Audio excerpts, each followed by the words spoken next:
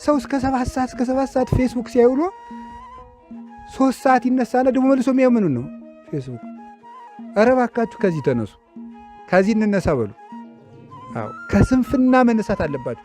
ከማይጠቅማችሁ ወሬ፣ ከማይጠቅማችሁ ጭቅጭቅ፣ ከማይጠቅማችሁ ንትርክ መውጣት አለባችሁ።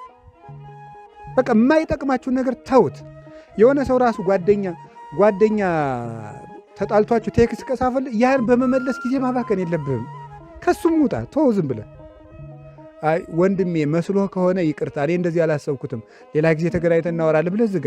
ቴክስት አንብበህ አሽርሃለሁ እያልክ ጊዜ ማባከን የለብህም። እንዴ ለምን ታባክናላችሁ? በቃ ጊዜ በጣም ውድ ነው። ጊዜ ምንድን ነው? ሕይወት ነው። ሕይወትህን ያበላሽብሃል። እንዴ ዘመናቸውን በሙሉ መጽሐፍትን ሲመረምሩ የነበሩት አይሁድ እኮ አልጸደቁበትም። 3 ሰዓት አብሮት የዋለው ወንበዴ ግን አቤቱ በመንግሥትህ እነዚያ በ40 ዓመት ያልተጠቀሙትን እሱ 3 ሰዓት ተጠቅሞ ነው የጸደቀ። ከተጠቀምክበት ከ300 ዓመት ጅልነት የ3 ሰዓት ብልህነት ይሻላል። ጊዜህን ማባከን አይገባም። ክርስቶስ ይህን ጊዜ የሰጠን እንድንጠቀምበት፣ ከእሱ ጋር እንድንመሰጥበት ነው።